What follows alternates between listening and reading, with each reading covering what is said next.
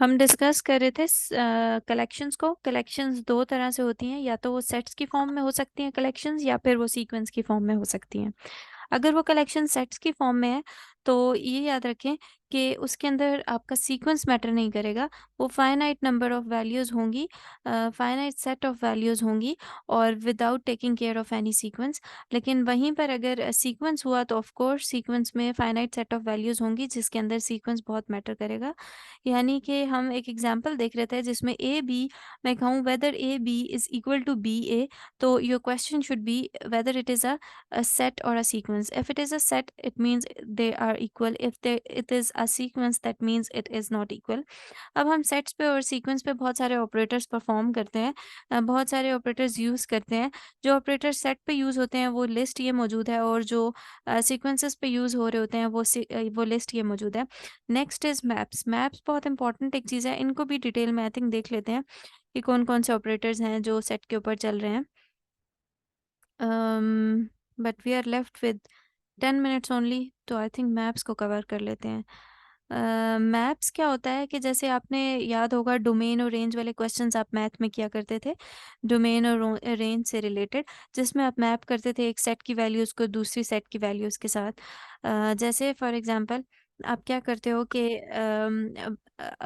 Finite mapping is a correspondence between two sets, the domain and the range. ठीक है, तो same goes hair कि एक domain होती है, डोमेन के अंदर कुछ वैल्यूज़ होती हैं, और रेंज होती है, रेंज के अंदर कुछ वैल्यूज़ होती हैं। आप हर एक डोमेन की वैल्यू के लिए रेंज की किसी न किसी वैल्यू के साथ मैप कर रहे होते हो।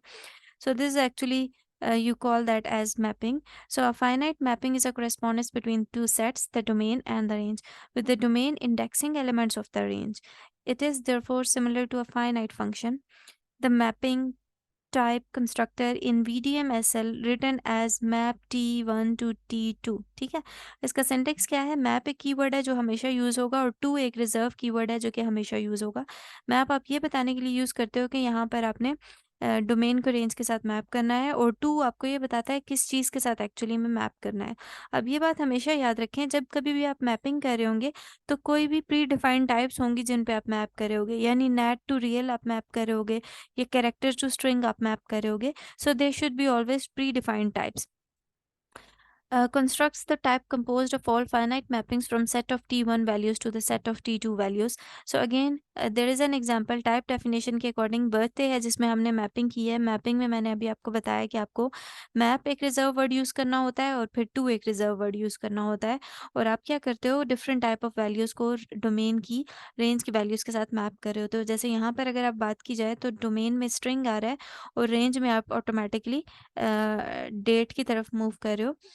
सो कैरेक्टर स्ट्रिंग्स के अंदर आप देख लो जिस तरह की वैल्यूज़ आती हैं, जैसे फॉर एग्जांपल आप ये कहो कि जून, तो उसको ऑटोमेटिकली जब आप डेट की तरफ मैप करोगे तो जून की प्रॉपर डेट आप मेंशन करोगे, दैट शुड बी 1 2 3 4 5 6, तो I think it is fifth या सिक्स या सेवन्थ मंथ, सिक्स मंथ जो भी बन रहा है।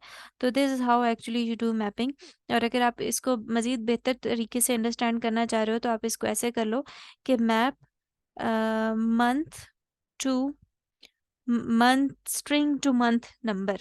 उसमें क्या हो रहा है, मंथ स्ट्रिंग आपका आएगा नेम, जैसे जनवरी फरवरी, और टू नंबर आप कैसे करोगे 1 2 3 के साथ मैपिंग आप कर रहे होगे। ठीक है, अगेन इसके ऑपरेटर्स हैं, ऑपरेटर्स हम नेक्स्ट क्लास में डिस्कस करेंगे तीनों के, अभी सिर्फ आपके पास इंट्रोडक्शन होना चाहिए।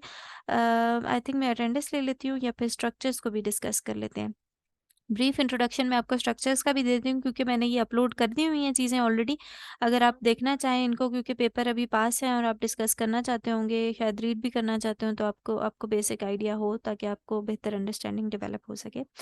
अब स्ट्रक्चर एक ऐसी टर्मिनोलॉजी है जो कि ऑब्जेक्ट ओरिएंटेड कॉन्सेप्ट्स को मैप करने के लिए यूज़ की जाती है। हम हमेशा वीडीएम की बात करते हैं, लेकिन वीडीएम के भी अंदर बात करें तो दो डिफरेंट टाइप्स की लैंग्वेजेस को हम डिस्कस करते हैं। एक होता है वीडीएम एसएल, और दूसरा होता है वीडीएम प्लस प्लस। आप वीडीएम प्लस प्लस को देखो तो उसके अंदर ऑब्जेक्ट ओरिएंटेड मैपिंग होती है, जैसे आप क्लासेस के कॉन्सेप्ट्स यूज़ करते हो, क्लास होती है, इनहेरिटेंस होती है, एक्सेस स्पेसिफायर्स होते हैं, बिल्कुल उसी तरह की चीज़ें आप वीडीएम प्लस प्लस के अंदर यूज़ करते हो। लेकिन अगर आप वीडीएम एसएल की बात करो तो वीडीएम एसएल के अंदर अंदर आप हमेशा मॉड्यूल को इंपोर्ट करते हो। मॉड्यूल को जब आपने बनाना होता है आप मेंशन करते हो ये मॉड्यूल है, जहाँ पे आप वो एंड होगा आप मेंशन करोगे this is the end of module. Then importing exporting करते हो, और कुछ और फीचर्स भी इसके अंदर एडिशनली एग्जिस्ट करते हैं जिनको हम डिटेल में इंशाल्लाह देखेंगे। सो स्ट्रक्चर का मतलब है अगर आपने उसके अंदर ओवरऑल लेआउट को किस फॉर्म में रिप्रेजेंट करना है, या जो ऑब्जेक्ट ओरिएंटेड फीचर्स हैं उनको आपने कैसे अडॉप्ट करना है या कैसे इंप्लीमेंट करना है। अगर आपकी लैंग्वेज होगी VDMSL तो ये याद रखें उसके अंदर हम हर चीज़ को मॉड्यूल की फॉर्म में बात करेंगे। और अगर आपके पास हुआ VDM++ तो उसमें हर चीज़ को आप क्लासेस, ऑब्जेक्ट इनहेरिटेंस या एक्सेस स्पेसिफायर्स की फॉर्म में रिप्रेजेंट करेंगे। So this was a short introduction related to Vienna development model या मेथड। इसके अंदर मॉडलिंग फंक्शनैलिटी भी एग्जिस्ट करती है। मॉडलिंग फंक्शनैलिटी एक्चुअल में फंक्शंस को बोलते हैं, ठीक है। अगर किसी का कोई क्वेश्चन है इसके अंदर तो वो पूछे, वरना फर्दर डिटेल में हम इसको नेक्स्ट क्लास में डिस्कस करेंगे। मैं भी अटेंडेंस लेती हूँ और आपने ओवरऑल इसका ब्रीफली ओवरव्यू किया है। कोई क्वेश्चन हो तो डू आस्क।